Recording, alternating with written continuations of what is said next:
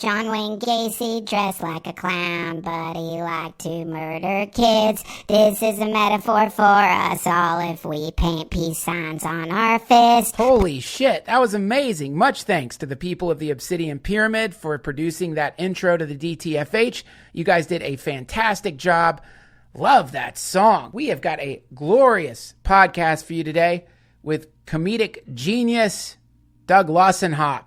We're going to jump right into that, but first, some very quick business. This episode of the DTFH was supported by Casper. Right now, podcast listeners are invited to take advantage of Casper's competitive limited time Memorial Day sale offer.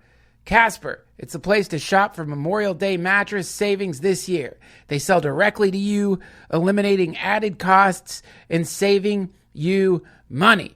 You can be sure of your purchase with Casper's 100-night risk-free Sleep On It trial, and returns are hassle-free if you're not completely satisfied. Start your summer right by choosing the internet's favorite mattress this Memorial Day. All you got to do is head over to casper.com/savings to receive 10% off your order with any mattress purchase. This special offer expires May 29th, 2018. Terms and conditions apply. Remember, for a limited time, you can visit casper.com/savings and receive 10% off your order with any mattress purchase.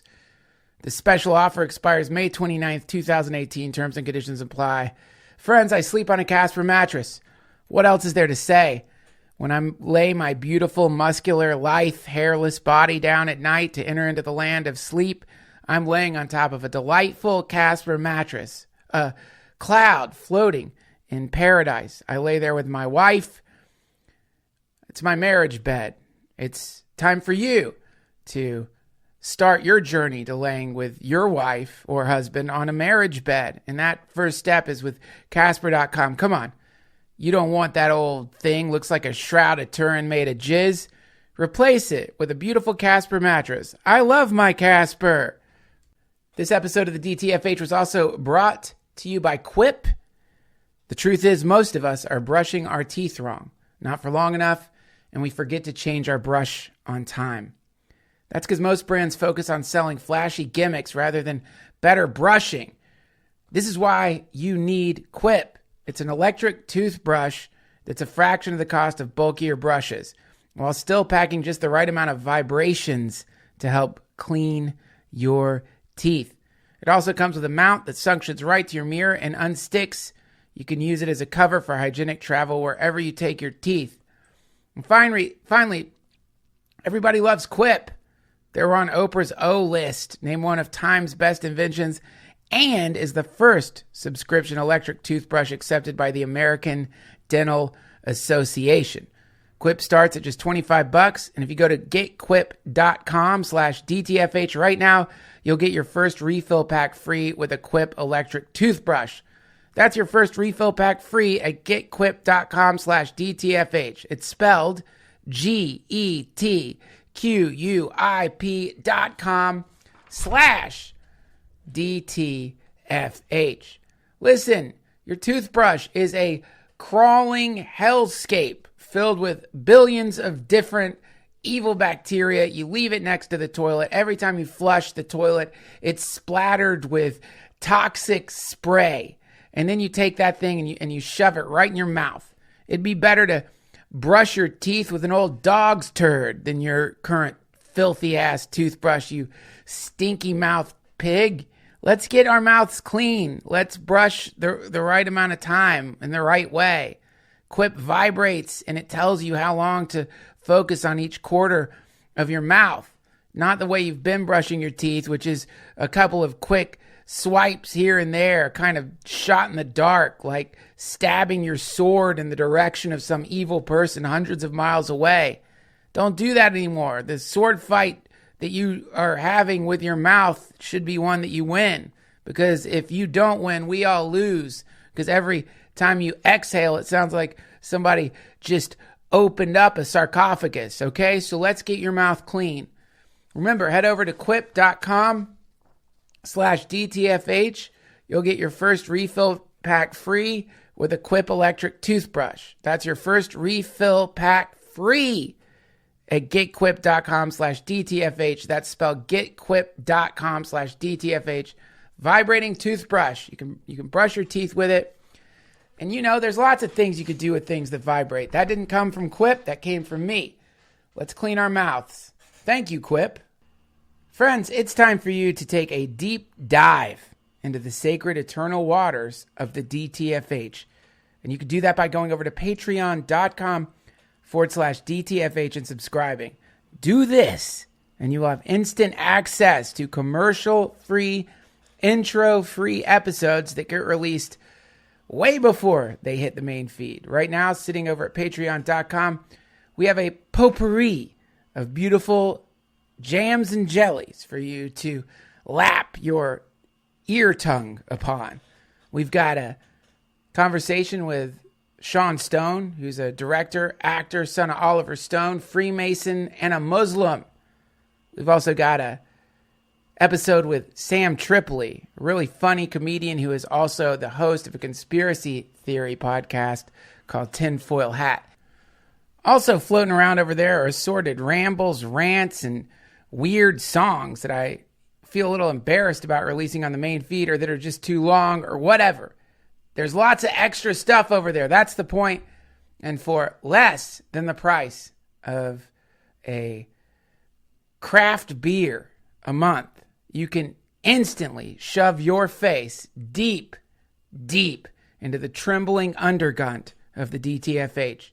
You will become my patron, and I will bow to you. I will lick the mud from your boot as I thank you for every smack, slap, and kick that you give my trembling body. Patreon.com/DTFH. Also, thanks for those of you who continue to use our Amazon link. It's located at DuncanTrussell.com. Anytime you want to buy anything you hear about on the podcast or anything from Amazon, click on that link. Okay, let's do this. Today's guest is the creator/co-creator/star of some of my favorite shows in existence, the Pound House and 2X Crew. I'm going to have links to all these shows in the comments section of this episode. He's also a brilliant comedian. Most importantly, he's one of my closest friends. Now, everybody, please welcome to the Duncan Trussell Family Hour podcast, the glowing light of laughter that is my sweet friend, Doug Lussenhop, a.k.a. DJ Douggpound.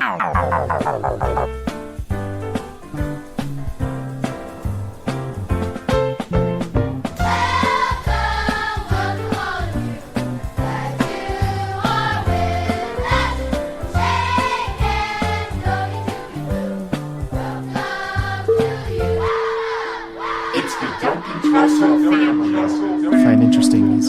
He's a publicly traded person. What do you mean? What does that mean? He went public with his he has people buy shares of him, and they get to vote on his life decisions. Whoa! Like his first one was like, should I get a vasectomy? And they all the shareholders narrowly voted for no.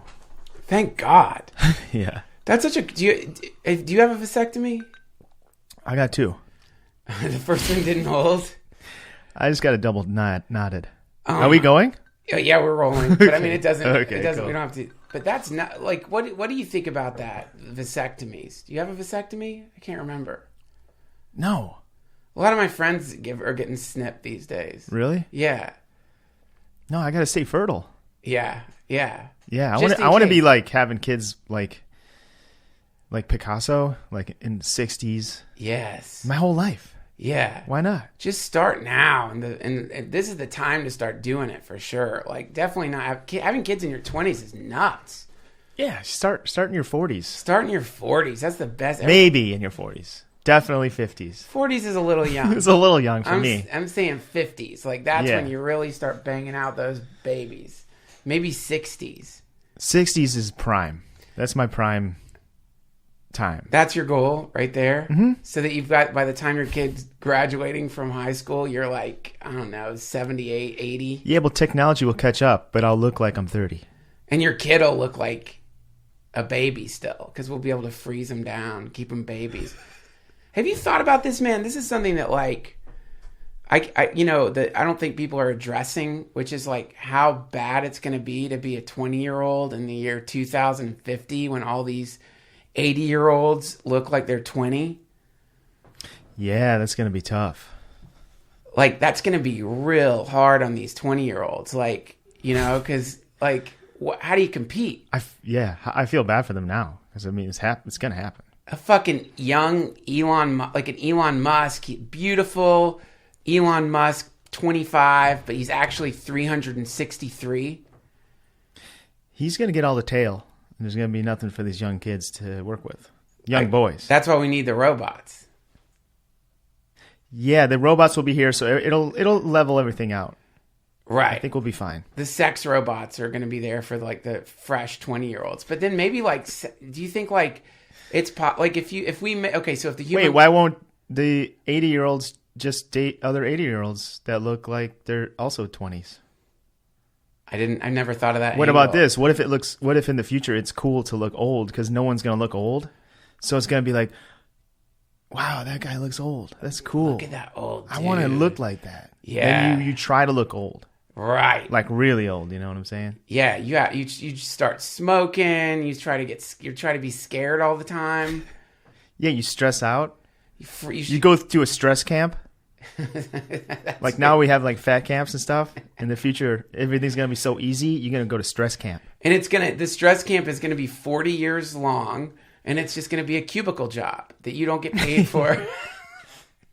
They're just going to duplicate what's already happening, but it's going to be like you just don't. It's like we think we want to get away from these stressful situations, cubicles, but in the future we're going to be craving it.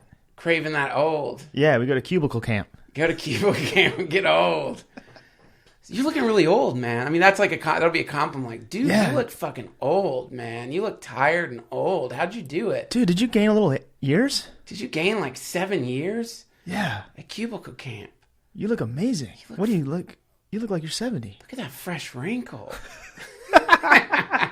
Fresh wrinkle. Do you ever worry? Like, do you ever think? Do you have like age-related anxiety? Oh my God, yeah. Like especially now, I'm like your age, or maybe 40. I'm 43. I'm older than you. So, but you don't look old. I know, but it's still terrifying. It's still terrifying to get this age. To get 45. I think something happened to me, either from psychedelics or from getting cancer, or from like, I don't know what, man, but like, I don't care that I'm 43. I used to be ashamed of it. I used to be worried about it. I used to feel really bad about it. And I used to feel bad about my bald spot. But now I fucking love my bald spot. I love blasting people with that thing. You know, like you got to deal with it. Like the whole... How do you blast people with your bald spot? Every time they see my back. It's a reminder of like what happened. Oh, you don't like turn around and like, spray them down. Spray them with it? Like shoot. But like something... I mean, look, I'm exaggerating a little bit. I also kind of don't care. But like, every time around my birthday, I'm just like, holy shit. I can't believe I'm going to be this old now. But like that's been going on since I was like... I remember when I was like in my teens, I'm like, I can't believe I'm going to be 24 one day. Like that's ancient. And then like when I turned 25, I'm like, I'm a quarter century years old. Yeah. I thought I was so old then. And then like, then I'm looking back at that now, like it's like, fine, just keep living. I don't know. Just keep living. Dude, I had this conversation with this 32-year-old I met. And he was so bummed. Like, and he was deeply saddened that he was 32. He's like, I'm old now. Yeah, everyone that I know that's like now in their early 30s tells me the same thing. I'm just like, cry me a river. I'm old now. Yeah, I'm looking at him thinking like, you're older than me. Like, you're older than me because you feel old. You think you're old. Like, you're 32, but you're really like 60 the way you're acting right now. It's such a mind fuck age, you know? Like who do you ever have that fantasy that you're gonna like find your birth certificate and realize that you're actually 10 years younger? Wait, let me try that. Plug my laptop in. DJ Douggpound. You know what? Let me introduce you. I didn't even introduce you. No, that's okay. Go ahead. Guys, I have an answer to that birth certificate thing. what's the answer? I found my did you have to sign up for like the draft? Oh yeah, I Like when remember you were that. like 18 or something? Yeah. I got that card, and on that card it says I'm like 3 years younger. It says my birth date is like 3 years later than my birth certificate birth date. So you're younger. So maybe I am younger. Dude, that's something Mitzi used to say to me. It was really mysterious. I never understood it, and I wish I'd asked her about it more. But she would be like, "I got 20 extra years, honey. I'm 20 years younger." And I was never like, "What? What do you mean? Like, how did that happen? What's the?" But I've always just thought of like, man, I mean, why not just think like, "Oh, I'm 30." Just think like I'm 30 now, instead of thinking you're in your 40s. Just like, "Oh no, I'm 30 now." Get hypnotized to think that. Well, I mean that's what I do. That's what I've done my whole life.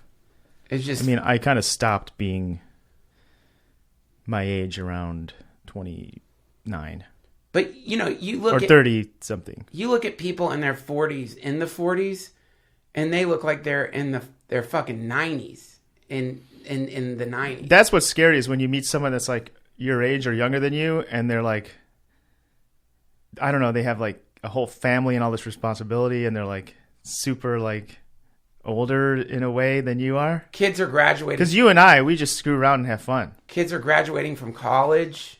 Their kids, are like They have grandkids. Some of them. My friend has a grandkid. Yeah, and like you're like, man, I like play synth music. I like record this podcast. Like I don't. I used to really, in a really dumb way, in a really obnoxious way, judge people like that as though their life was bad. You know what I mean? Like I used to think. Wait, what kind of people? People who like had families and stuff. It's really dark. Like I would look at them and be like, oh, it's like that. It's the stupid thing that like people who think they're edgy will say.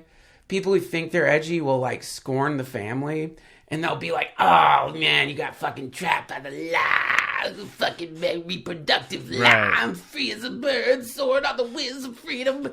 And it's like, and I always thought like, and I thought like that. I mean, that's me. I'm just imitating myself. But really, I don't think that there's any right way to live. If like I think having a family and getting those kinds of like deep. I feel the opposite way, where I would feel like insecure about myself for not being down the regular quote unquote normal path of, like getting married, having a family. Like I have a lot of cousins and sisters and stuff. And every single one of them is married with kids. Except one cousin, but he's also married. But like, I'm the only one in this, all my 10 or whatever kids my age with all the cousins and everything, like that's not like married with kids, living the classic standard lifestyle. So I would feel insecure, like something's wrong with me. I wouldn't like look down on people like that. I would feel like. You feel like that. I wouldn't say, look at that, those people living their basic ass life. Such a bad opinion, that opinion. Both ways are wrong. Like, right. Feeling insecure about my own way of living is wrong too. Right. Yeah. It's just like, this is where you're at. This is where you're at. But there's just that. How do you get away from comparing yourself? Well, I mean, actually, I'm glad you brought that up, because this podcast is sponsored by CompareX, which is it's like a new product. You take it and you just stop comparing yourself to other people. It's fucking incredible. Like you feel great immediately.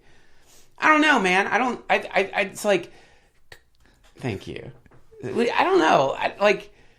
That is comparison is definitely a real problem for some people. Like some people are eaten alive by comparing themselves to other people, particularly like success. Like, that's one way that people really crucify themselves out here, is like, I certainly have, man. Like, when, like, shit hadn't been going well for me, and then, like, dude, like, one of my best friends, fucking Ari Shafir, he books this show on Comedy Central, sells a show, this isn't happening.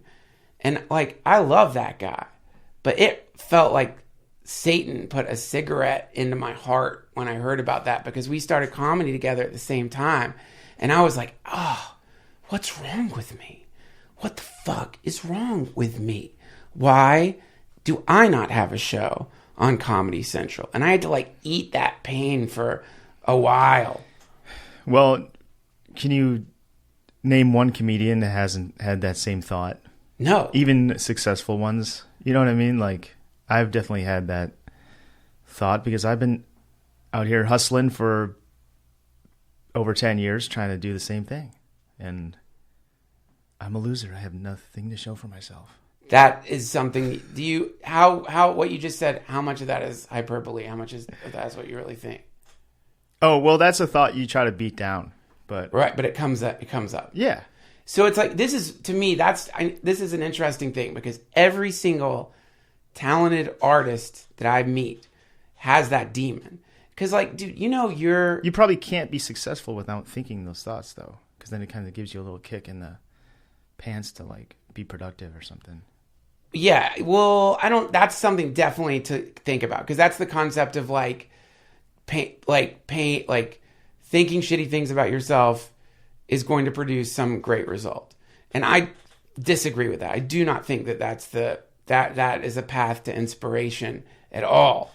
But for some people, it might be. It's not a path for inspiration. It's more of a path for, like, I don't want to think that way. And I don't know. It's just like a path for, like, changing your something, just figuring something out. Well, does that make sense? Well, I mean, there's a lot to be said for getting backed into a corner. Like, when you find yourself backed into the corner and you realize that you have to fight. Now that can be a really good state to find yourself in, where this other thing, like war mentality, starts kicking in or something. That happened to me after Natasha and I broke up, because she'd been supporting me. And then I ended up with, like, she gave me money. She gave me like $4,000. I mean, like, this is like some cash. Yeah. 20s? Like, I think it was a check. I mean, this is like deep. For me, I would say that was like hitting bottom. That was like deep, pathetic. Like when the money ran out, or when you got the money, you're like, what am I doing? When you're breaking up with your girl and you haven't been making any money, and it's not just that, but you haven't been working hard. Mm-hmm. You know what I mean? Like, I was fucking around. I wasn't working hard. I wasn't doing anything. I was like, I would trick myself and think I was doing something, but I wasn't really doing anything. And like, and it was bad. It was stressful in the relationship. And like, so that I ended up in a sublet, you know, with like $4,000. I'm sorry, maybe it was more than that she gave. I think it was right around that was the number. When you lived up in Atwater? That was when I was in Atwater. And that was when I was truly backed into a corner, because it was like, I have $4,000. I got lucky and found the sublet for like real cheap, like $600 a month or something like that. So it's like, I knew the clock was ticking to a certain degree, and I knew that if I didn't do something, then I was going to be in a lot of trouble. Like real trouble, like going to live with your parents trouble, like that kind of shit. And like, I'm like in my late 30s here. You know what I mean? This is like fucked sitch. So like, I got like, that pushed me into a corner, and then that's where things started turning around. But it was only because I was like jammed up. You got to go to cubicle camp. You got to go to cubicle camp. You got to get jammed up. You got to get put in the corner. Dude, you know, POUNDHOUSE is... Did you introduce me yet? No, I don't. I think it's too late to do the introduction. But let's go ahead and start the podcast. Doug, thank you so much for coming on the show. You are... this is what I've realized about you.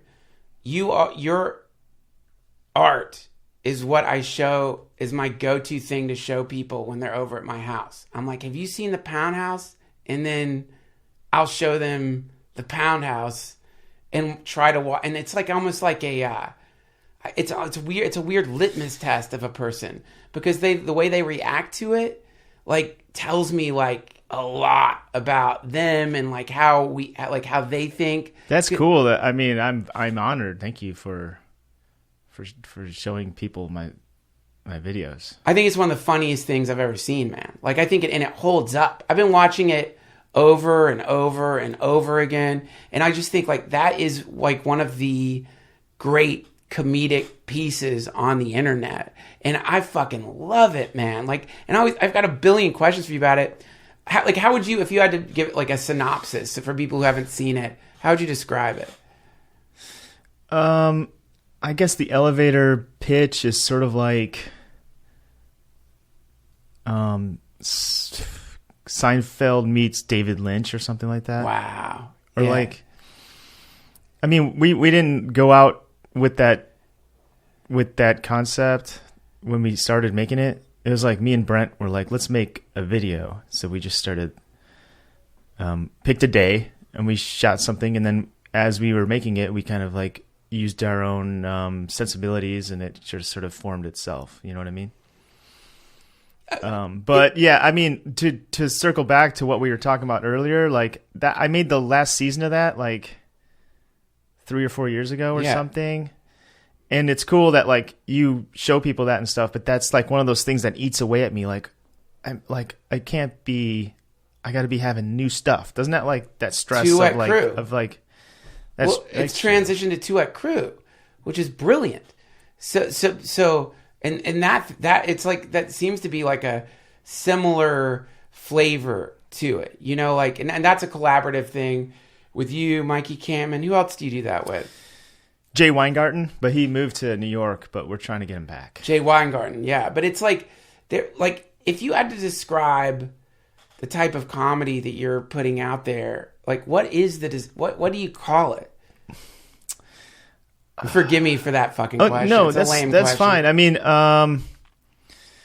there's different. I mean, that's a different project. I mean, basically, I like to experiment. You know, like with that one, we came up with sort of some rules, which are we do all the sound in post production. So when we film it, we don't have to worry about the mics and stuff. That's right. And we want the sound to be like really rich and like high res sort of. Yes.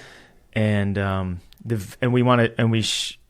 another rule was we shoot it on this crappy waterproof camera, like a point and shoot Panasonic camera. Yeah.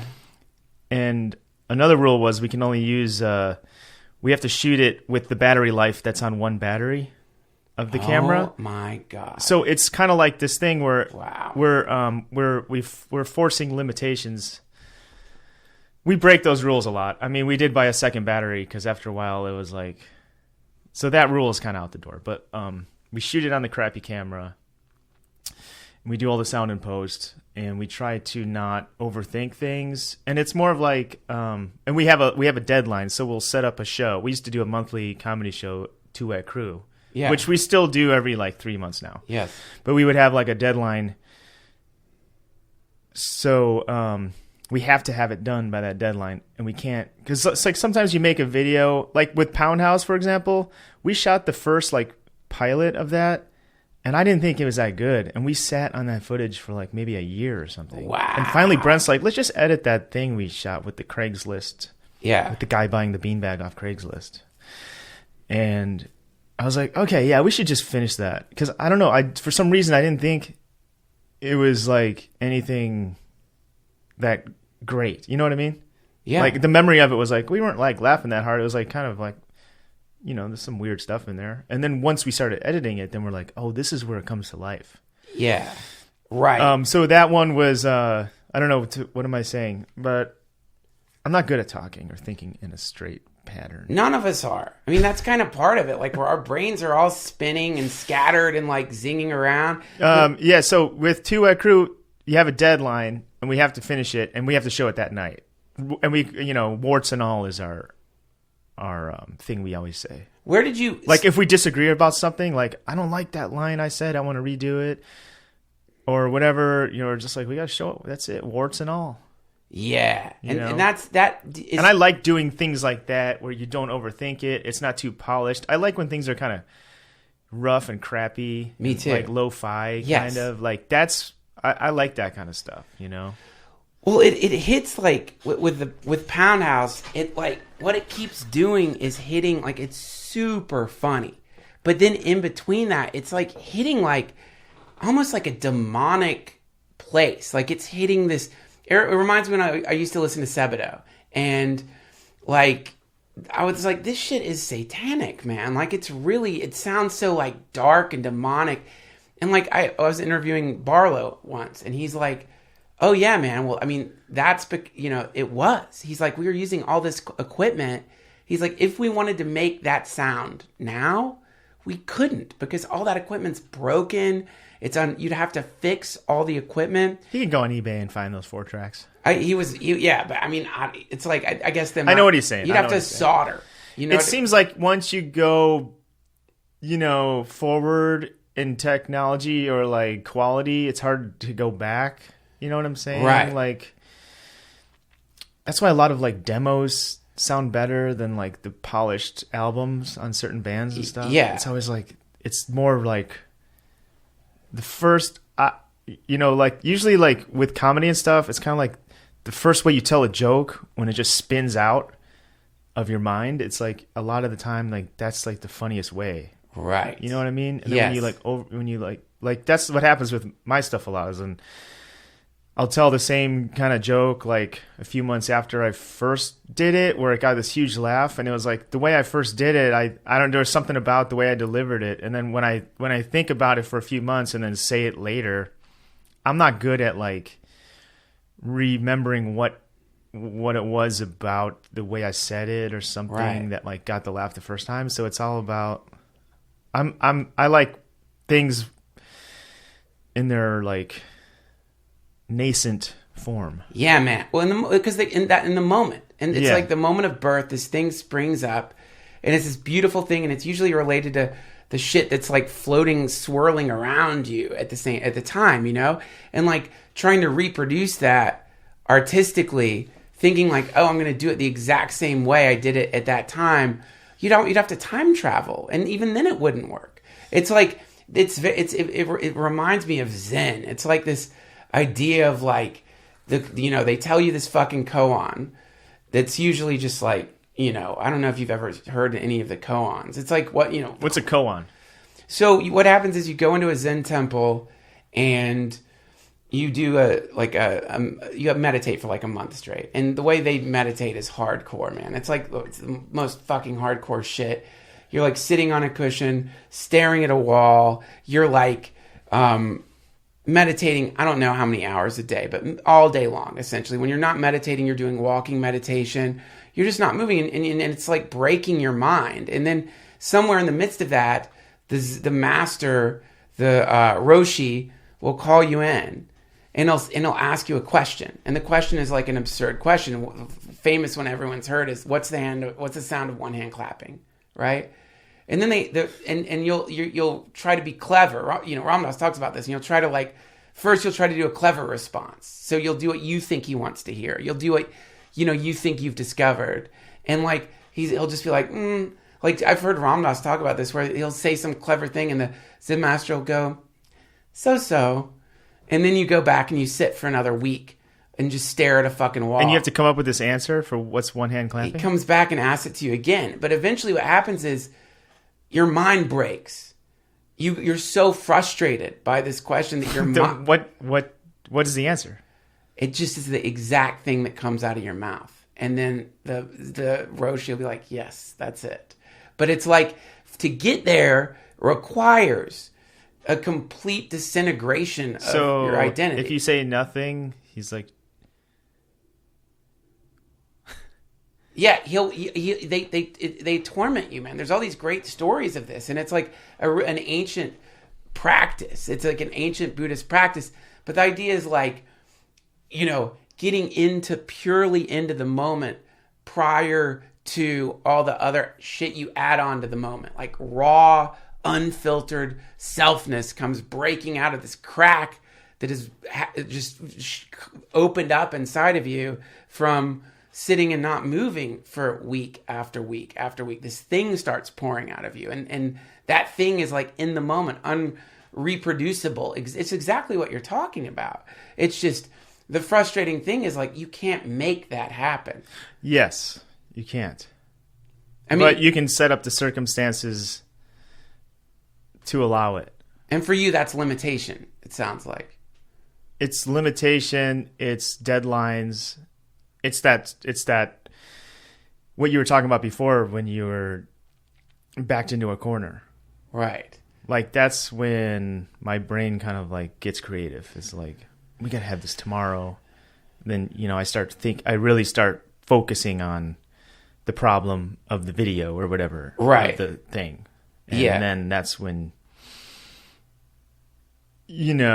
when there's like no deadline and it's like this creative thing is happening, it's hard for me to to complete those kind of tasks. I mean, I'm getting better at it. I'm listening to like Tim Ferriss podcasts and like reading books about productivity and things like that. So, I mean, that's one of the things I'm working on, but that's the thing, Ferriss, I think until I'm good at that, I'll just set myself a deadline. Not like a deadline just arbitrarily on a calendar, but like an actual show where there's going to be people expecting this thing that we're watching. And you say on Instagram, hey, we have a new video coming out. Then it's real. Then people are like, oh, well, then you have to deliver. You have to deliver. You're right. That is you definitely, I mean, with this podcast, like after we chat, I've got to put a podcast up this week. Like I have to upload a podcast. Like there's no way out of it. Like I have to because I have spots, so I have to do it. And that's good. In that state of it's stressful, but then you feel joy when you complete it, don't you? It fucking hurts so bad. In that waking up in the morning, knowing you have to do it, and then thinking about me having to come over here and like, is Doug gonna be good or am I gonna say I erased it again? No. That I never did that to you. I never did that to you. Did I accidentally erase one of our cats? Well, I think that was like lavender hour that you. But I believe you. There was one podcast, maybe two, where I told that lie. I try not to lie anymore, but there was like one or two where it got erased. But I realized like, oh shit, man, if I upload this, you're gonna, not you, but like it's not gonna be great for them. Like, no, I'm just kidding. I'm just saying I'm stressing out the same way of like I know you have a lot of listeners. I'm like thinking this is kind of stressful. I hope Duncan's listeners like me. Right. You know what I mean? Yeah. Right. Yeah. That's like, they love you, man. I mean, cause like a lot of people listen are already familiar with Two Wet Crew, with POUNDHOUSE, with your work on Tim and Eric. You're beloved. But still, that's all the mind, isn't it? The mind is like constantly obsessed with like, I mean, Jesus Christ, like when I go on Rogan, that drive over there is just like, I'm just trying to watch my breath. And I'm just trying to get in the moment. Because, like, with Joe, it's like, what I've noticed with him is, like, if I come in there with, like, an agenda, like, if I come in there with a thing I want to, especially if, like, there's something I want to plug. Yeah. God forbid. Or if there, you know what I mean? And, like, he would let me plug it. But if my mind is thinking about that thing I need to plug, or if it's thinking about his legions of fans, some of which are, like, really mean people, like they like hate me. They hate me. So like but if any of that shit gets in the way, then what it does is it creates this like, I don't know, like a fucking millisecond disruption in my ability to like just interface with him, like just to be in the moment with him. And he's been doing so many fucking podcasts, and now he's like a hunter, and he's like this trained fighter that he's like hypersensitive to if your mind is not like in that moment with him. Sniffs it out. Right? And like, yeah. Well, you're always great on that show. I mean, But I'll tell you, man, I figured out how to do it. But you have to get in. But it doesn't sound. It's not as easy as it sounds for the listener. It just sounds like you're just chilling, hanging out. Well, I just have to. Well, no, but it is chilling because I'm just thinking like, oh, I'm just gonna be in the moment. I'm not gonna like think about the next thing I want to say that's clever or I think is clever, or I'm not gonna like while he's talking start really thinking about something I'm gonna blast out there that's gonna be fucking cool, that I think's gonna be cool, because like. You just see, it's like, he sees it, you know, and then it's like, and it's. I won't do that now anymore. What? Well, I mean, this is not, this is like the reason that I love the concept of like meditation practice or mindfulness practice, because it's like, and in the old days, I'd always hear that term practice. And I'd always think, I wouldn't even think about the word. It's just like, oh, meditation practice. But it's like, what are you practicing for? Right? It's a practice, and does that mean you're never gonna nail it? So don't worry about it. Yeah, that's definitely for sure. You're never gonna nail it. That's a great thing to throw away for sure. With this, you're never gonna nail it. But what it is it's like teaching you like how your mind gets you in and out of the moment, and so that's the practice. Is like just learning tricks to like pull yourself back into now, like pull yourself back into the now. And you know when you're there, and you know when you're not there. And what's really fun about it is when you haven't been there, and then you come back into it again. You're like, oh shit, here it is. Oh wow, man, I love it here. Like this place is like incredibly beautiful, and like, but also the other part of doing that is not being there. You know, you'll run into people and they're like, man, I need to start meditating. And it's like, no, you're meditating right now. With that tension that you've created is part of it. Do you meditate? Yeah, well, I chant. I chant is my meditation. So, when do you do that? So I'll do it when I'm walking around. I'll do it when I'm in my car. I'll do it. Sometimes I go up on the roof and do it. Is that safe if you're driving around chanting? It's one of the number one cause of traffic fatalities in LA, but I'm not going to fucking stop. It ain't illegal. It ain't illegal. No one said I can't. They can't breathalyze for it. They can't breathalyze. I've been pulled over a few times, and the cop has been like, are those chanting beads? And I'm like, no, bitch. No. No, these are just beads. These are just beads. New Orleans beads. These are New Orleans beads.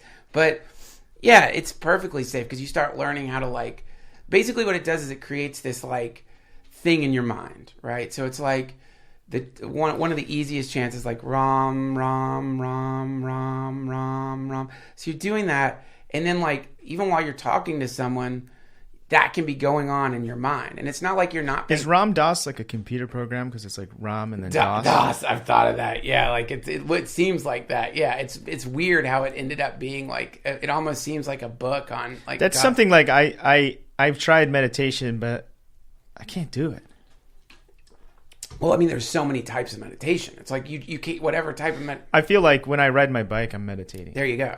That's a good one too. Yeah, that's a good practice. It pulls you right in the moment. Right in the moment.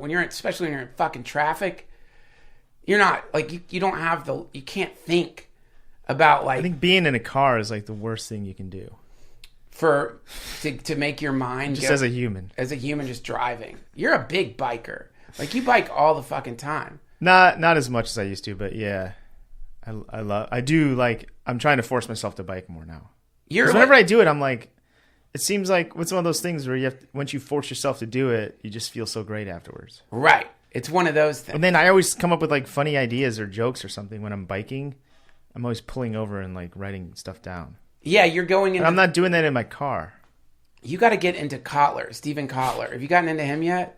He's like a flow state person, and he's really into like he's got a thing called, I think it's the Flow Genome Project, but his whole interest, and it's the interest of like a lot of different people, military people, coaches, athletic people, is like how do you induce the flow state, basically, like what are the conditions that are going to bring you more into the flow, because in the flow. One of the things that happens is that when you have diarrhea? Yeah, he's amazing. He teaches how to get diarrhea. I mean, this is like one of the most taboo things. People think it's awful, but it's very purgative, and it's like... And that's the state you want to be in. No, I'm sorry. What? That's when all my great ideas come to me, is when I'm having explosive diarrhea. I always keep a notebook next to the toilet. No, it's just like when you're riding your bike, you're in a flow state. And when you're, in your car ruminating, when you're walking around thinking about like, fuck man, what's wrong with me? Or shit, why didn't I do this? Or all this stuff. Or you're surfing the net, you're like on your phone, got phone addiction. What's that called when you're in that state? When you're in that state? The shit state. Caught was one word. Stuck. You're stuck. You're caught. So you're caught is one word for it. You're like I do find myself in that state these days a lot, and I hate it. Yeah. Well, I mean, that's great. I mean, just like... And you know what I noticed that gets me caught? What? Is like a lot of... like just today, I had this thought. I was looking around my house, and there's like... I have all these things that... Like, I got to clean up over here. I got to put this away. I have too much clutter. Yeah. And a lot of the clutter that's laying around is like gifts. Like, people give you a gift. Yeah. And I think sometimes a gift is actually like the opposite of a gift. It's like, here's this thing that you don't want, that you're going to have laying around, that's probably going to like take up some of your thoughts. Yes. That you're probably, one day, 5 years from now, you're going to be like, I guess I'm going to give this the goodwill. Yes. But those 5 years, it's going to be laying on the shelf. You're going to it's going to take away your attention for a little bit. You're going to be like, where do I put this thing? Right. Here's a book. Here's a gift as a book that you're going to be thinking about. I should read that book. It's a gift. Yeah. I don't want to.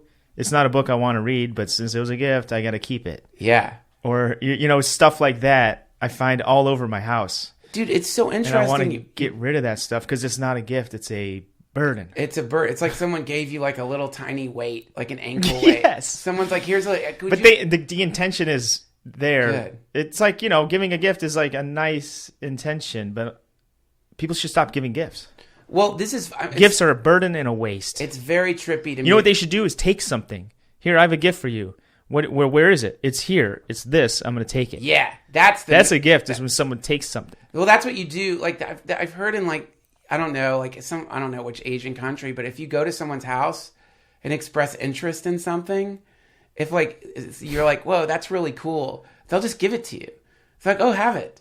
They'll just give it to you because they're like, that's it, flow. Because they're like, they're not hoarders. They recognize that like matter is like a river that's like taking little breaks inside of people's houses. Like you can look at whatever the stuff is in your house as just a puddle of matter that's like temporarily congealing there before it rivulets out into some other place at Goodwill, someone else's house or whatever. And so keeping that flow going is part of the practice. Is like, oh yeah, fucking take it, man, take it.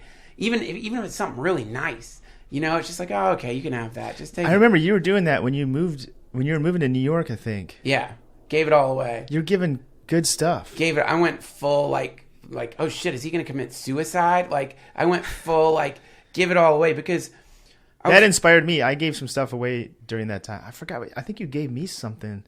Or you had this kick-ass bed that you were going to give me. Yeah, everything. But it was actually like too big of a thing for me to transport. There was... I didn't need it. I had a bed. But I was like, that's crazy that you're giving away that bed. There was some pragmatism behind it, though, because it was like I was moving to New York. There's no way to keep it. Right. It's like nothing I can do about it. It wasn't like selfless. But I'd been reading this book called The Life-Changing Magic of Tidying Up by Marie Kondo. And it's this hardcore book on... Was it the like Japanese book about like seeing if something you love, keep it. But if it doesn't bring you joy, get rid of it? Get rid of it. And it's hardcore, and it's like, so like her methodology, which we followed, is so the way people clean a house is they'll go from room to room. You go to your kitchen, then your living room, then your bedroom, and she's like, no, that's not how you do it. You put a Roomba down. You put your Roomba, you run the Roomba, you mop, but she's like, what you do is first, I think she says you start with your clothes. So you go and you take all your clothes out of the drawers, out of the closets, wherever you have clothes, and you make a big fucking pile of your clothes. I need to do that. Yeah, and so that's the first thing you do. And then you go and you look at every single article of clothing. Mm-hmm. And if it is not your favorite thing, if it's not something that makes you happy, if it's a thing you've been thinking like, oh, I'm going to wear that 2 months down the line, you just get rid of it. You get rid of it, you get rid of it, you get rid of it. get rid of it, get rid of it. And you will have like 5 garbage bags of clothes. And then you will have almost no clothes. Like you'll have like 5 shirts. I have a sock problem. I have 2 drawers full of socks. Get rid of them. And they're all like free, purple and pink comedy socks that you get like swag for free. Yeah. You know what I mean? People give you like free socks a lot for some reason. Yeah. All my socks are like joke socks. Get rid of those fuckers. You get rid of all of it. And so you do it. So you do your clothes. I think from clothes you go to books. From books you go to, Books are hard because I don't have a lot of books, but there's some that I liked so much that I don't want to get rid of. You keep those? According to her? What? Still get rid of them? No, you get rid of the only books that you keep. You keep like I can't remember how she describes to decide what books to keep. A lot of us are hanging on. Scan them first, right? Yeah, you scan page by page, and print them out. You scan them, spiral bind them at Kinko's. Yeah, and spiral bind and put them in the basement. Yeah, and that makes a lot of sense. That's what you do. Her thing is like a lot of us hold on to books because we think we're going to read them, but we're really never going to read them. So what she says to do with the books that you know that you've been trying to read for a while and you're not finishing is you say to the book, or you think, well, thank you. The thing you taught me is that I'm not going to finish reading you. That's what I learned from you. That's what you taught me. And you get rid of that fucking book. And so what ends up happening is suddenly you're surrounded only by stuff that you love, only by stuff that you really, really like. And like I used to think that I was messy. Is what I thought. I would think I'm a messy person with a broken brain, and that's why I'm always going to be messy for the rest of my life. But the reason people are messy is because they have too much stuff and they don't know where it goes. Once you get rid of 40% of your shit or 60% of your shit, everything has a place because you know what it is. You've made an active decision to have it in your life, and then suddenly your place becomes clean all the time. It would be challenging to get it messy, because you don't have stuff to get it messy with. Like, what are you going to do? You don't have things to scatter around. And then that's a form of freedom. And now you're lighter. And like your house feels lighter. And then it starts going into your mind. And then you start thinking of like, fuck, what are the things in my mind that I need to like get rid of? It transfers to your mind? Yeah, because according to the book? I don't think she mentions that in the book, but that is a natural result of like changing your external, your internal is going to change. Changing your internal, your external is going to change. So if someone brings you a gift, can you just say no, thank you? You accept gifts, and there's a circuitry there. What if you take the gift and like you take it from their hands and you just like twist 90 degrees and drop it in a garbage can? Say that's my gift to you. That's my gift. To show you how everything's permanent. Or usually... you don't even open it. You just toss it. She recommends if someone gives you a gift, give them a tattoo. So if someone comes over and gives you a gift, tattoo their arm with the name of the gift that they gave you. So for the rest of their life, they have to look down and like remember that they gave you that fucking gift. Yeah, like... No, dude, I want to tell you why it's weird that you're mentioning the gift. So, like, you just write Best Buy gift certificate really big on their arm? Yeah, and you get to choose the font, you get to choose the design, whatever, and they can't say no. That's why so many people in, like, Asia have weird tattoos. It's because, like, that's the Yakuza. You know, all those fucking tattoos are gifts they've been given. But, dude, it was interesting that you're bringing up the gift-giving thing because I was listening to a Ram Dass lecture. And he was saying that, so if you're wanting to purify yourself, really go hardcore purify yourself and become, I think it's called a brahmachari. There's all these rules. And one of them is, some of them are obvious, right? Like sex, bye-bye. Drinking, intoxicants, bye-bye. Purify yourself by not having sex. Yeah, no. The idea is no sex. I'm so pure right now. Oh, we gotta get you dirty, boy. You got a party tonight. No sex, no drugs. It's no sex, no drugs, and no gambling, and but this is the one thing he said. I'd heard no dancing. No dancing, but this is one of the... Now, you can dance, but this is one of the things he said that I'd never heard before is no giving or receiving gifts. So you stop that. It's just funny you mentioned that because... How do you not receive a gift? I think you say, sorry, I'm doing a cleanse right now. Yeah, I'm doing a cleanse. I can't accept gifts right now. I really appreciate it. Or you just like, do you do a white lie and say, thank you for the gift? You turn your back on them and walk away and huff away. I think you would just be really honest and be like, yeah, I'm doing this thing right now where I'm not giving or receiving gifts. Like, why don't you act like you give me a gift. Here you are, Doug. Are you kidding me? What? Are you serious? Dude, it's a fucking Blu-ray DVD player. Whatever. Are you kidding? You're not going to take it? I'm cleansed. You're a dick is what you fucking are. Fuck you, man. I fucking saved up for that shit. I lost the receipt. Take that. Take the player. Okay. You pussy. I was testing you. No, man. So yeah. Let's test each other with gifts. Like in the next month, we'll see how each other handles it. I'm receiving gifts right now. Oh, you're receiving. I'm in a gift receiving mode right now. I don't mind. Because I like. This is one of the cool things about Burning Man is like it's a gift economy. So people are just giving you shit, and you realize like how resistant we are to being given. I'm going this year with you. I know, and you realize how resistant you are to receiving gifts, because someone will give you something really really nice. Like what? Like a fucking cool ass shirt, or like a badass like laser printed LED glowing flashing thing that they spend a lot of time on, or like who knows what, and something will pop up in you, and it'll be like, I don't deserve this. What do I gotta prepare for? For the burn? Mm-hmm. It's my first burn. Do I need to bring gifts? Yeah. Or like something. What's your entry level stuff I could like barter with? Well, it's not barter.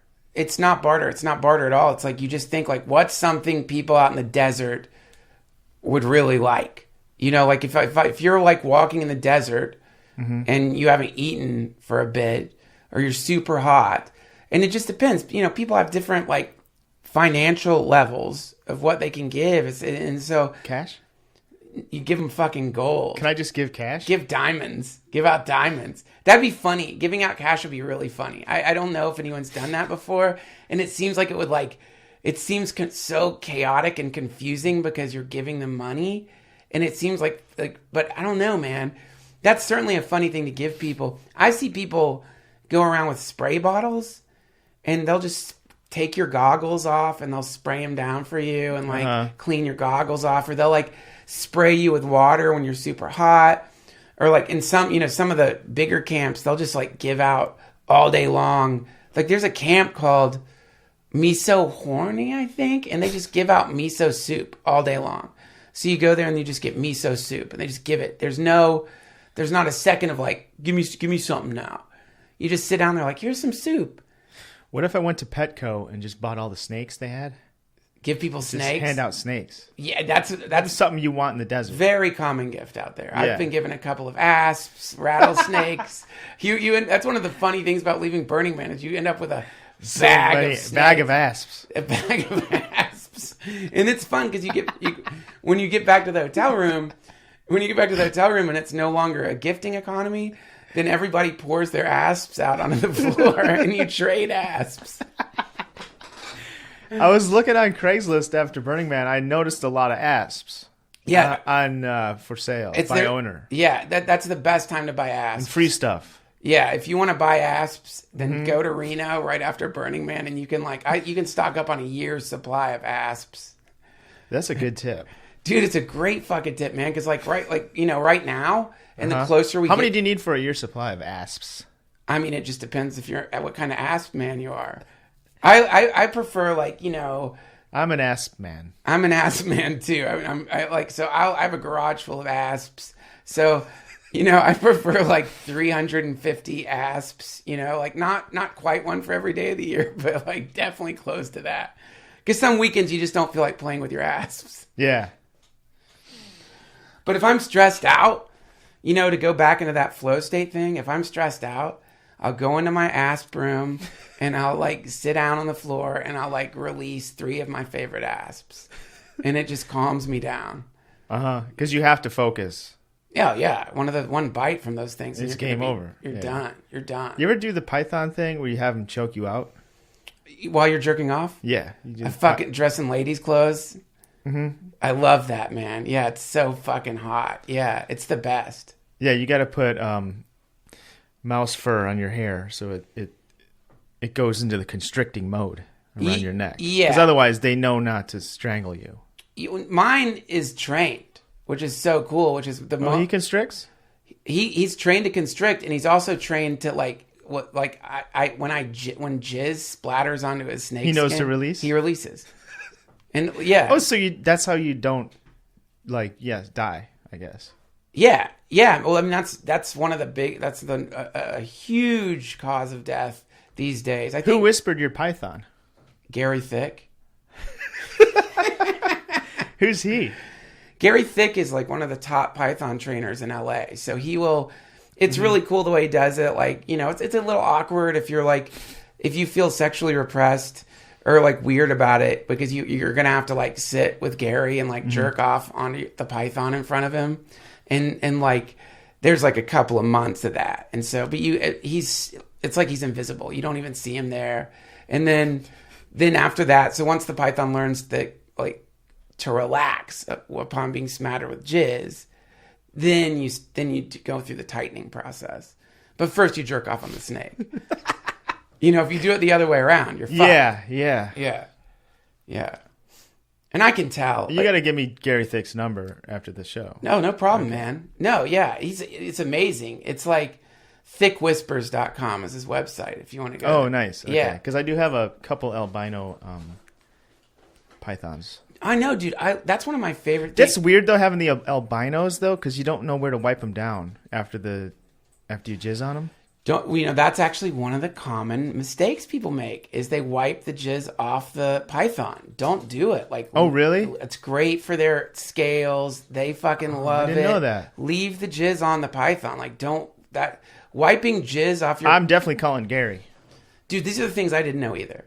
And I didn't want to say anything. It seems so obvious, now, thinking about it. But when I was at your place, I didn't want to say anything because I don't want to be rude. For those of you who've never been to the Pound House, it's one of the coolest fucking houses in LA. And one of my favorite things about it is that Douggpound has an aquarium of like, I don't know, what is it, like 9 piranha now? Do you have 9? Oh, the piranha? Yeah. Yeah. Yeah, there's 9 now. Yeah. And we're down to 9. Down to 9, yeah. Man. But what happened to the one or 2? Well, 3 died? We had 50. Yeah, but they wouldn't, they didn't get along. Yeah, they didn't like when, I should have taken an improv class because that could have been funny. Well, I mean, right now it just seems a little fishy. But one of the things that bothers me is, about your python room, and I didn't want to say anything to you about it, is I'm like, dude, you're not coming on these snakes. And then, you know what I mean? How could you tell? Well, because they don't have that sheen.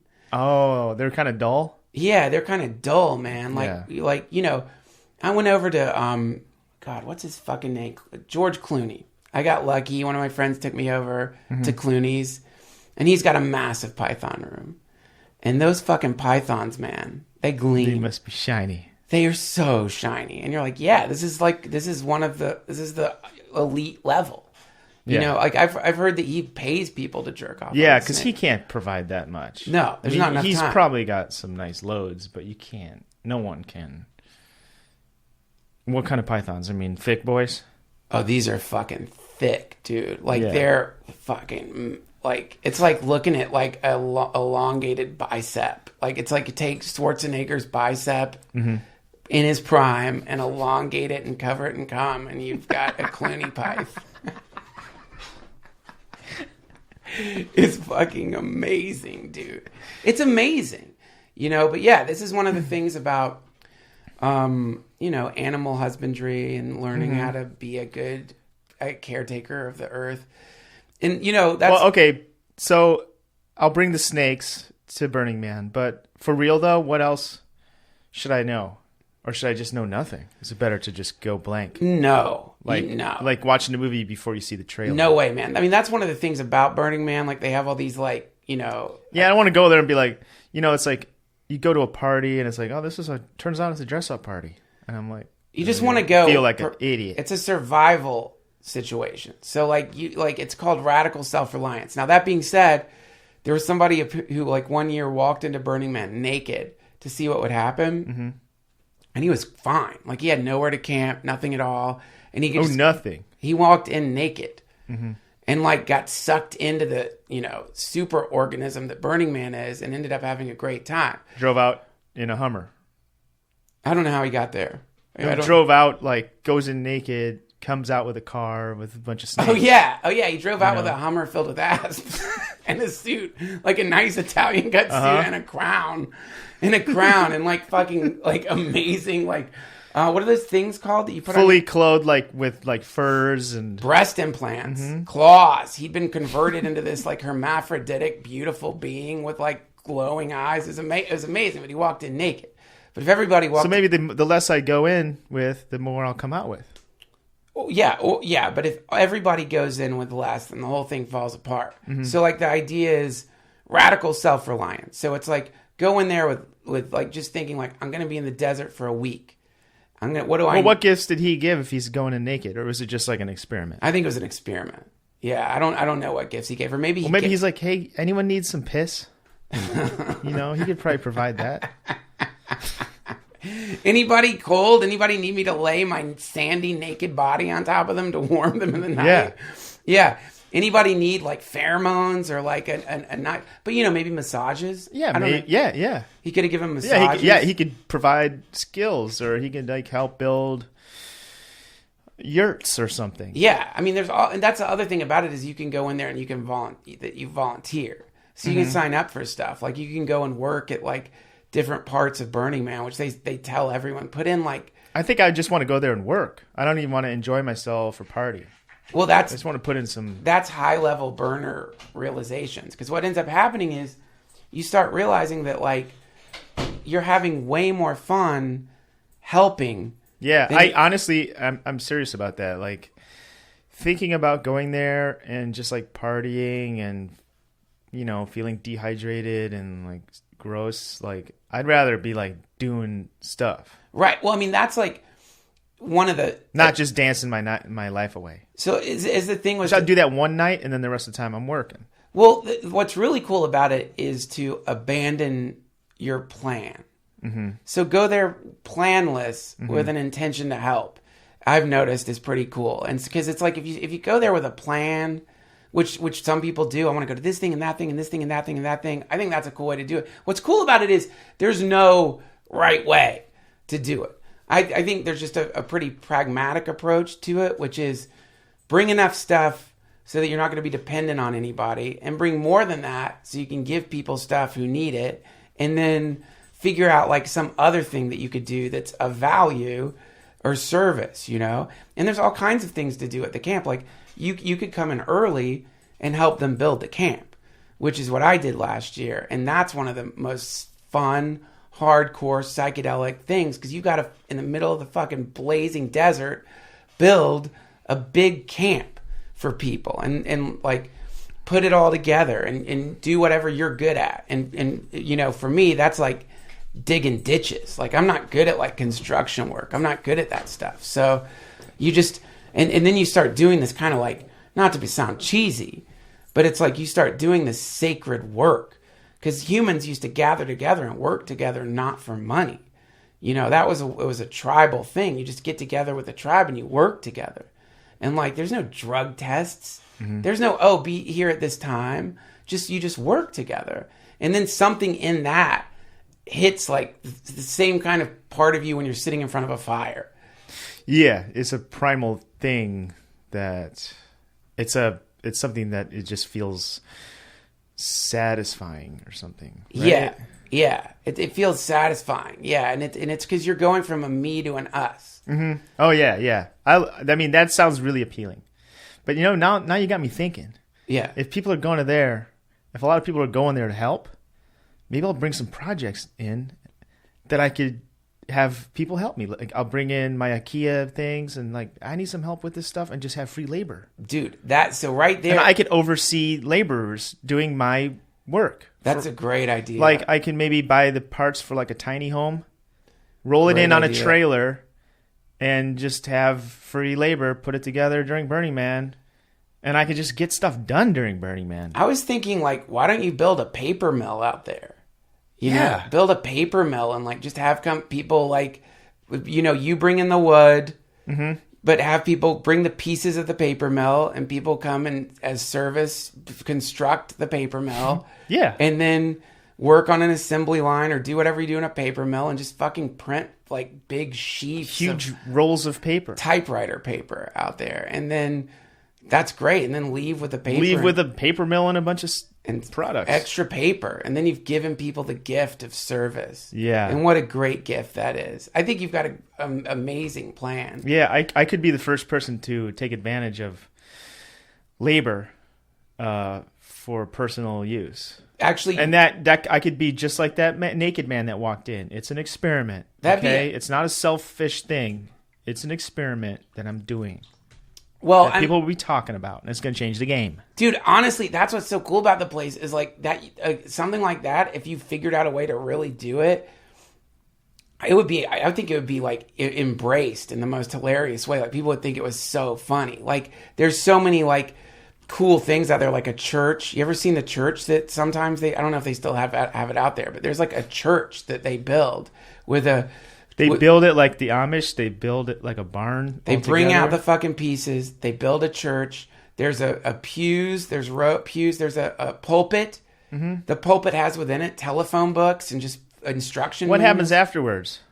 Well, Do they disassemble the church? I think they eat that one. They disassemble some of the stuff. They burn. They build it and they fucking burn it. Well, that's not wasteful. That's wasteful. I want something I could use and make money off of for decades to come. well, Such as a paper mill business. You've definitely got the right idea. I mean, that's like one of the coolest things about Burning Man is it is a, for-profit thing that like one of the things there. Do you think I can get someone to help me take care of these corpses I got in my basement? Yes, I can help you with that for sure. At Burning Man? That's a good place to get rid of them. Well, yeah, I mean, yeah, you can actually like just bring the corpses out there and give the corpses away as gifts. Oh, great idea. Yeah. Okay, I'm going to do that. Yeah, Okay. that's a great idea. You have a meat wagon that you drive around and like catapult corpses into people's camps. Free corpses. Corpses coming through. Who's hungry for a corpse? This one's rotten. Who wants a mushy corpse? You could set them up outside your camp, kind of like, they would put at a port during pirate times. Oh yeah. That's a great fucking idea. Tell people don't come near here. Or Or maybe come near here if you like corpses. that could be the name of your camp. Corpse camp. Corpse camp. And I'm the only living person in my camp. And it's all corpses. And again, the number keeps increasing. If you enter it, You don't leave. you don't leave. That's your gift. That's my gift. Your body. You're giving your body to. Yeah, that's one of the fucking things I love about that place, man. Is it's just like there's no like you'll go to some camps and they're fucking like really into like new age stuff and they're like really kind of for some people would consider it to be really cheesy and it's just not your thing. But then you go to some camps and it's nihilists. There's like you go to some camps and it's just like gutter punks like on half pipes like there's the nihilist camp. Should I bring my skateboard? Absolutely. There's half pipes? Yes. Hell yeah. Yeah, there's half pipes. And that's like I can't remember the name of that camp, but it's in the Deep Playa. My friend said it's a nihilist camp, but I'm not really sure what that means. I've never really stopped there. But there's a camp that's like there's a camp that's just a suburban neighborhood with tiny houses with yards. Suburbia. I think it's called Suburbia. And it's just like you go there and they'll try to like They make yards? Do they roll like sod out? No, they bring like fake grass. Uh-huh. But if you catch them at the right time, they'll try to like sell you at one of their homes. They'll try to pitch like the rules of the neighborhood. They're real serious about it. But there's a great bar there too. This sounds fun. Dude, it's the best. It's just like a never-ending encounter with like people who've spent the whole year Many of them. Just preparing. Are you preparing all year? Me? Mm-hmm. Man, not as much as I should. My camp is. Can we make it art car? It's too late. It's too late. We always dream about making the art car, but it's like going through the process of getting... Because you got to bring this fucking art car into, I think, Gerlach. I can't remember which DMV. Or there's a DMV there. And they inspect the art car because they have to make sure it's safe. Because it's like... Some of these art cars are gigantic. And like, oh, I see. And you can't just drive it across California. They like put it on a trailer. Well, you could drive it theoretically if it was drivable. Some people put it on a trailer, but when you get there, you got to get it inspected because like some of these art cars, people can get you don't want them to collapse or some awful thing to happen. So, and I think you have to apply, and let them know what it is and like go through like it's a lot of money to build one of those things and it takes a lot of time, but it's great. The art cars that are out there are so wonderful, and they'll just let you climb on, and then you're just riding around the desert in this booming, blasting, blazing LED glittered thing. Do you think if I brought some tanning beds, people would be into it? Absolutely, dude. But I think they'll just be cots. You just set them out. That's hilarious. Uncovered beds, dude. That's a great idea. Tanning beds. Tanning Come bed. Get your tan. Free tanning bed. Come with. That's a beautiful. It's a beautiful idea. You definitely should do that. That's a good one for our camp. A tanning bed. Yeah. We'll just get a bed and put it in the sun. Brilliant idea. And the way it starts making your brain work, is really funny because suddenly you. How do I dress to fit in? Well, I mean that it's not you see the typical Burning Man people and they're wearing like furry vests and like top hats from the turn of the century and monocles and stuff. But I think that's or does everyone have their own thing going on? Well, I think what happens is like I just want to fit in. I just need to know if I should get a monocle and the top hat and the furry vest. I think people see that and they think that's how you dress. And or am I being insulting right now by joking about that? No, some people get incredibly sanctimonious about Burning Man, and that's a whole group of people who get like really, really sanctimonious about it, and there potentially could be some burners listening, maybe or cringe a little bit at some of this stuff because it's such a precious thing to them, and like, but I think that's a bunch of shit. Like, I've never been to Burning Man, and I've only heard good things about it. Yeah, it's like I've never met anyone that's like went to Burning Man. Even Natasha, who seems like the polar opposite. Yes, she was even like saying it's really cool. So yeah, it's beautiful. I've only heard good things, and I'm psyched. But I mean, some people go in there with like something in them that they need to deal with, right? Mm-hmm. And again, like no one says, here's what Burning Man is.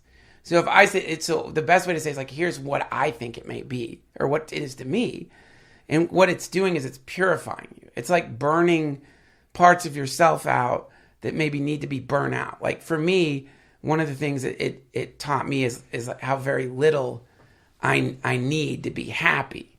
Like, and how community is way, way, way more important than anything else. And then it kind of reminds you of like how nice it is to do hard work with people just to help. And it teaches you all these things mixed in with like some personal shit that might come up. For me, like one of my problems is like, which is why, one surefire way to get depressed is to think you don't deserve the good things in your life. And like, that's a fucking thing I struggle with a bunch. So like, it's helped me with that a little bit too. And just basic shit like that. But that's my own personal thing. It's different for everybody. But if somebody comes in there and how does that translate? How does Burning Man translate to helping you deal with such a thing as that issue of not thinking you deserve your good things in life? You know what I'm saying? Well, it reminds me. So like what happens is like, if I'm feeling like if really good shit's happening for me and I start obstructing it, mm-hmm. which is what in the past I've done. Because now my obstructionism might be based on something that I think is rational. But at the base of it, it's self-sabotage kind of stuff. Yes. Yeah. So if that shit's... I've done that before too, for sure. It's a real problem. And it comes from thinking you don't deserve. You don't deserve. And like what happened to me at this last Burning Man, which is really fucking trippy, is I was like sitting in the camp and I was looking around at all my friends. I'm like, man, this is so beautiful. And I asked one of my friends, I was like, do you think it's better to live a life where you think you don't deserve stuff and you're grateful for it, or that you do deserve stuff? Oh, isn't it kind of pompous to think you do deserve the beauty around you? And my friend, who is a psychiatrist, was like, no, you need to think you deserve this. You do deserve this. You deserve love. You deserve beauty in your life. You deserve it. Like, this is something for you, right? So that was just a cool moment. I started crying. It was like, and even though it sounds like I'm crying now. Are you crying now? No, I'm sniffling. I've got a fucking cold. I wish I was. But I started crying because I was like, fuck, man, this is why I get depressed. Like, this is like one of the root core problems of my life. So then later that day, we're just wandering around and there's a telephone booth called Talk to God, right? And like I went in there, I'm picking up the phone. We're fucking improvising like we're talking to God, just bullshitting. Is there someone on the other line? No one's on the other line. We're just yapping, passing it back and forth. But then suddenly I'm holding the phone to my face, and this lady's voice comes on. It starts ringing, and I said, I didn't think anybody's on the other line. And she goes, I'm always here for you. And then I'm like, oh, well, I just want to say thank you. This is so beautiful. Thank you so much for this. It's just the most beautiful thing ever. And she goes, well, you deserve it. You're being too hard on yourself. You deserve all this. Completely unrelated. Completely not connected. And yet that thing bubbled up again in that moment. Started crying again. I was like, oh, thank you. And just slammed the phone down on God because I was so upset. So overwhelmed. It was so beautiful. Yeah. So that's the kind of magic that happens out there, is that kind of shit can happen where it's like teaching you, you know, but that's only me. That's me. For some people, it's just like fucking and partying, and that's cool too, if that's what you're into. Now, do people have sex there? Nope. And that's one of the coolest things. That's one of the coolest things about Burning Man. And one of the things I love the most about it is they have a very, very strict no sex policy. And they have sex detectors. So like if someone starts having sex, they've got trained fucking desert crows. So if someone starts having sex, desert crows will just swarm wherever that is and like pull the tent up and just start pecking the people. And it's fucking, you'll see burners who have got like scars. They tried to make love. And they kept fucking even though they were getting like poked by those desert birds.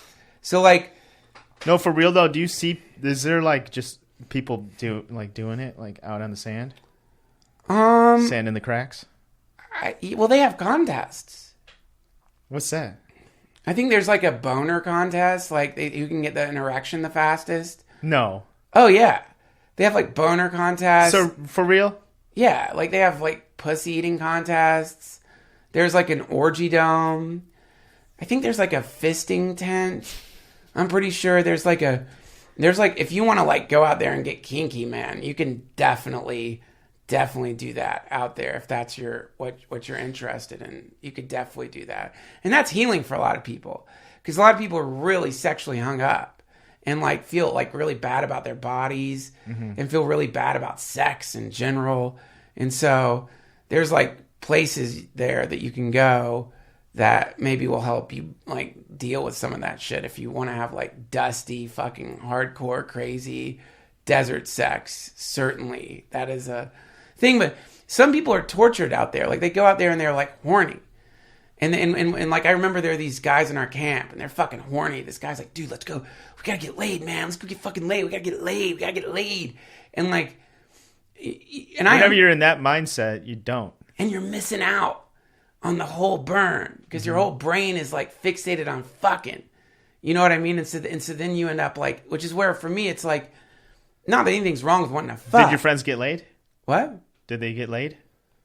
In my camp? Those guys that you were saying that were going out there. I don't know. I didn't see them afterwards. I certainly hope they did. They were like handsome dudes. I'm sure they did. But whenever I'm out there and the agenda starts popping up for me, whatever the fucking thing is that I'm thinking I want to do or whatever, if I just get back into the moment, then all these like crazy synchronicities start happening. Like another crazy story, man. This is one of the weirdest. At the time, I was having like severe back problems, and I was having to use an inversion table to fix my back. Just not at the Burning Man necessarily. No, before the burn. Right. And I knew because I was inverting every day and it was helping me a lot. And I knew I'm going to go to the burn, my back's going to fuck up and it's going to suck. So like I'm laying in, like I woke up in the morning, my back's fucking killing me. Some people in my camp are doing some kind of like weird D&D game that one of the camps do where they say it's like basically a scavenger hunt thing. And they're like, Duncan, we got to go and do this. Like they want to do some kind of like improv play thing. And then we get another token that go onto and I'm like, that kind of shit doesn't really, it's like, I don't want to do that, man. It sounds really kind of embarrassing. But you know what? I'm going to fucking do it because these are my friends and they want me to. I'm not going to resist. Go with the flow. Go to the camp. This is directly after me waking up thinking, man, I need a fucking inversion table. Go with the camp to this place. And of course, what's sitting right there? A fucking inversion table. Like within like 30 minutes of me thinking, I need a fucking inversion table. And it never would have happened if I was resistant.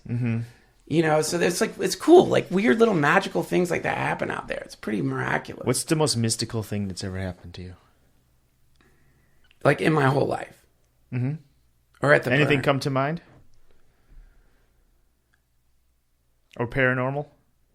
Yeah, I mean, a lot of mystical, because I hang out with these Ram Dass people. So like a lot of like mystical shits happen to me, man. Like, I mean, one of them is, you know, I was like sitting at this Ram Dass retreat and like I got lucky enough to be sitting at a table with like Ram Dass and some other people, and they give you these little necklaces that have Neem Karoli Baba on them, who's my guru, and I get attached to that shit. Like I get attached to it. Like I like it. It feels magical. It feels like protects me. It's really woo-woo-y superstition, really. Excuse me. It's going to be disgusting. Thank you. So anyway, I'm sitting at the table across from Ram Dass. There's a woman at the retreat who sees the necklace that I have. And like, she's looking at it. She's like, that's really pretty. It's got Neem Karoli Baba on it. I'm sitting in front of Ram Dass, you know? And she's pointing at the thing in front of him saying, that's really pretty. So like, I gotta like give her the necklace, you know? Like there's a cunty part of myself that's like, I want to keep it. But I'm like, all right, I give it. You felt compelled to do it because they're watching. Well, I was showing off, really. I mean, it was like, but there was another piece of me that's like, just give it to her. Like, you could start getting tuned into that. Like, just give it to her. So I give her this necklace. Ram Dass notices it. Notice me, senpai. Ram Dass notices. He gets a big smile on his face, and he like looks at me, and he goes, that was good. That was good. And then I walk out of that encounter, and I walk outside, and someone from the retreat walks up to me. And I'm like, hey, Duncan, I brought something I want to give to you. And immediately gives me a necklace. Immediately. Just as like, here's a necklace. And it was like this. The same one? No, it was this Buddhist. It was a Buddhist necklace. Upgrade? It was an upgrade. But it happened in such a cliche, right, hilarious way. That it was so like, what are the chances that you give one away and it just like one appears? But you couldn't write, like, if you wrote that in a movie, it would be like an after school special. It would like, and then you could pause and be like, and that's why you give away necklaces. You know, everyone watching will be like, give me a break. Yeah, it's like that. Yeah, it's that. That my paranormal experiences are all based around this guru, Neem Karoli Baba. And what's really funny about him and the way things come to you through him was grace. He's a grace guru. Is that it's like dad joke level awesomeness. It's like these ridiculous miracles that are like so on the nose and so like beautiful, but simultaneously like, give me a break. You know, like, give me a break. Like I was at the beach watching the sunset with Aaron, who like I'm seeing now, and more. I haven't talked really about it yet on the podcast, but like we're sitting there looking out at the ocean and the sun setting, and our song that we have together is like Margaritaville. And we're sitting out there, we're holding hands. It's very romantic. And then just like right as we kiss, Margaritaville starts playing just as the sun's setting. And you're like, give me a fucking break. Like, this is too perfect. You know that song probably plays once a day. Actually, yeah, that's what we found out is it's the only song that plays because it's in Alabama. They legally can only play Margaritaville. Oh, it wasn't. So this is not in Hawaii anymore. This was a different. No, this is in Alabama. Oh, okay. But like, so, yeah. How did you like find your guru? Like Ram Dass is not your guru? No, Ram Dass is a teacher, and you know it's really. How did you get into that whole thing? Well, what happens with that stuff is really interesting, man. Is like it happens. It's a real slow burn for me. For some people, it's super fast because they have really good karma. But for me, it's been like a real slow burn. So when I first encountered Neem Karoli Baba, it was looking at Be Here Now, and there's a picture of him in it. But I didn't know that was Ram Dass's guru or anything. Be Here Now, the Ram Dass book? Yeah, it's like this picturesque I've hippie seen that, book. yeah. But like there's this picture of Neem Karoli Baba in it, and I looked at him, and my mind just thought, whoa, that looks like my uncle. That reminds me of my uncle. Mm-hmm. And that's like, so that was like one of my first encounters with him. And the way my brain translated, that's my guru, that's my family. My brain was like, oh, that's your he's in your family. That's your family. Mm-hmm. And then what ends up happening is like, over time, this dawning realization starts happening that starts with like hardcore skepticism, hardcore embarrassment. I used to be in a fucking closet about this shit, man. I would not say I had a guru. I would not say it was real. I would not talk about it. I thought it was not funny. Thought it was embarrassing. Thought it was antithetical to being a comedian. I thought it was cheesy. I thought it was embarrassing. But then the more connected you get with it, the more stuff you start experiencing, and the more peace starts filling up your life, that you start realizing, like, by not talking about it, I'm actually being a phony piece of shit. Mm-hmm. You know, like so it's been a real slow, beautiful, like sun rising thing. But like for someone like me who has like no idea what any of it is, yeah, I have a vague, notion that they do meditation retreats. Yes, Ram Dass does. Yeah, yeah. But what does it mean to have a guru?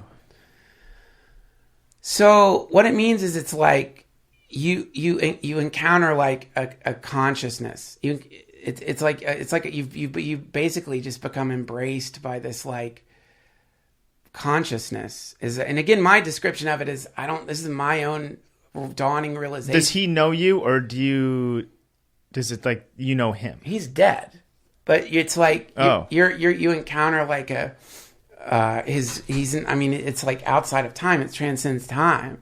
So you end up meeting him, and you have to deal with that. Like it's when my mom died, and like mm-hmm. I still encounter my mom. She'll pop into the room sometimes. I'll feel her, and it's real. And you tell someone who's a skeptic, and they're gonna be like, "Dude, you're delusional. You're trying to comfort yourself. It's like delusion, it's sad."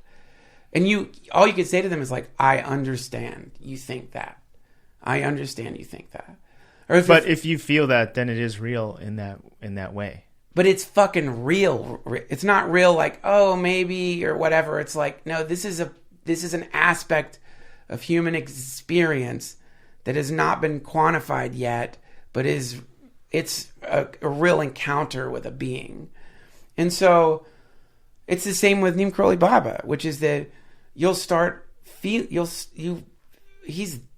got you, man. I mean, there's different descriptions of him. Like the new Ram Dass book coming out, one of the teachers, Mirabai Bush, talks about like he's called Maharaji, but another name of him, I can't remember the name. She thinks of him as a tiger, because by the time a tiger pounces on you, it's too late. It's got you. Like you can't. It's got you. Like by the time you fall in love, for real, it's too late, man. You're in love. Like go backwards when you're in love.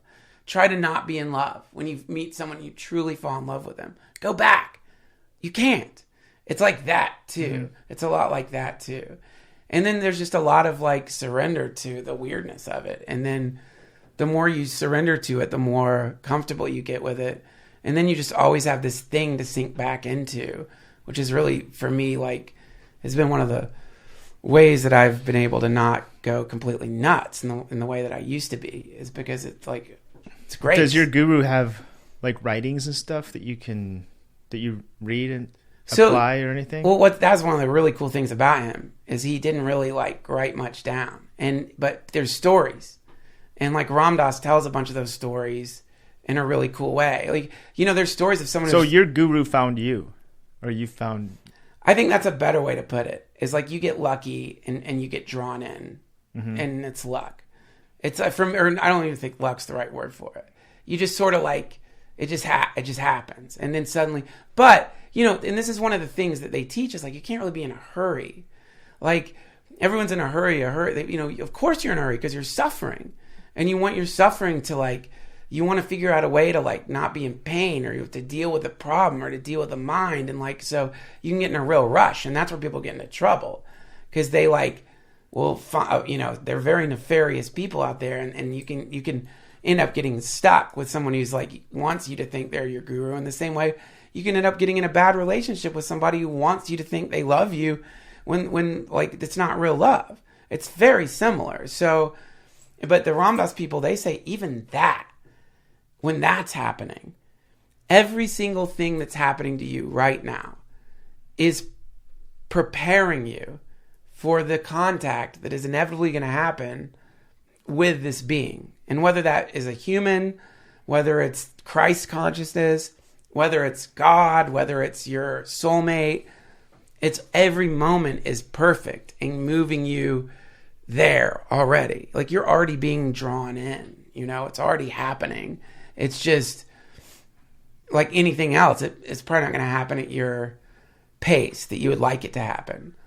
You know, like when you don't have a girlfriend, you're lonely. Mm-hmm. I know. And it doesn't happen at your pace. I've noticed that when I've been like deeply lonely and like sad, and you want to force a result. And you start acting like to make shit happen. And that's where people get sucked into like PUA shit, like pickup artist stuff. And that's when people start getting sucked into lying and manipulating and like magic, maybe using power magic to try to like. Well, I just downloaded Tinder Express. Oh my God. Yeah. And now I don't have to worry about waiting anymore. What happens? It's just instant. In under an hour. Yeah. Someone comes to your house and fucks you. And starts a relationship if you'd like. And marries you in that moment. In an hour, usually an hour or less. So you Tinder Prime. You've gotten married. You're married now from a few times, yeah. You get divorced too. Like you get bring like a judge comes, so you have to give them half your shit. And that's the real Marie Kondo technique. That's the real technique. Get married and instantly and be forced to split half and half. Yeah. Sorry to derail with that dumb. No, derail. I don't care. I mean, it's just like it's like I just noticed that like what ends up happening for me with all these things is it's never the thing I expected. It always comes out of the blue. Always comes out of left field. I never could have planned it. If I tried to plan it, it never would have happened. I would have gotten in my own way. And then you realize, well, what the fuck can you do then? And I think that what you could do is just work on being in the moment and being comfortable with who you are right now, like loving yourself right now as you are, warts and all, and being that, and just sitting in that and being that, and always going back to that, and that's the practice. Genital warts and all. Any kind of wart you have is a perfect wart, baby, and it's like you just embrace that, and that just like making a quiet decision that as much as possible, I'm just going to be here now in this spot. And when I'm not here, that's okay too. But I'm going to come back here if I can. And then all the other shit takes care of itself. I've noticed, you know? I mean, that's when the fucking good asps start coming. When I started this meditation practice, do you know how many asps I had? 50? 0. Wow. In 6 months, do you know how many asps I had? 5,000. Jeez. 5,000 asps. Wow. And you know how they came? Why? I don't know why, but you know how? Maybe you put down some pellets or some snacks for them? Or? I didn't do anything. One day I just opened my door and fucking asps, like a river of asps, just slithered right into my house. I thought of a cool app recently. Because I was at the lake, walking around the lake, Echo Park Lake, and I saw this group of people in a circle, and they all looked like they're having this intense conversation, but they also didn't look like, they kind of like all look like different styles of people.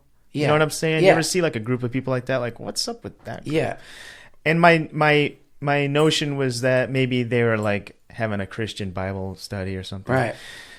But I thought that'd be cool if they were all strangers and there was an app where you can, my app idea is called Circle of Strangers. That's a great And if idea. anyone out there wants to make it, just make it. I just want to use this app. What a great idea. It's like, I'm bored tonight. I would like to get into a circle of strangers. And maybe everyone, when you're in that circle, everyone has the same name. Maybe everyone is called John, or, maybe neutral, something neutral, Patty. that's fucking cool. Or Chris. Everyone's Chris. Yeah. Circle of Chris. And you go there, and it's like, okay, meet at this park, and we're going to be in our circle. And then you just go and just talk to people, strangers, for an hour, and then you just leave. What a great idea. But you gotta leave. And then, if you want to meet someone in that circle, that's how you make the money. 99 cents will get you To connect with one of the strangers. See, that's what I love. You're always thinking about monetizing, and that's like what I just thought of the monetizing at the end there. I just kind of freestyled that. You know what Circle of Strangers is now? What? Uber Pool. Yeah. Just start doing. But that car ride ends. Well, that's the added. That's probably the best part. Added. But what the Circle of Strangers? Have you ever been in an Uber pool where you're like, but Circle of Strangers, everyone's into meeting other people. No, that's Uber pools, people are into saving $3. Circle of Strangers is fucking brilliant. But you don't even have to like make the app. You could just like look right now. It's April 13th. When are you around? Are you around? I'm going to be out of town, but are you around on the 19th, the 18th? I'm around. You're around on the 20th? Yeah. You're going to be around on the 20th. 420? You're going to be around on the 20th at 420? Well, I don't want to do Let's not- a pot thing. Okay, 19th. The 19th. Okay. So why don't we say the 19th at sunset? What's your favorite park? Oh, wow. I don't want to blow up my spot, but I can do, Just name a spot. well, maybe Echo Park Lake. Echo Park Lake. Echo Park Lake. Which part of Echo Park Lake? Maybe by the swans. By the swan boats. By the swan boats. Up on the berm. On the berm. At sunset. Uh-huh. There. Be there. Be there then. 19th. April 19th. You guys just heard it. My book is called Be There Then. Be there then. Yeah, living in the past, but being in the present. Like living in the... No, living in the future. There you go. Wait, April what? April 19th. 19th, a Thursday? A Thursday at sunset.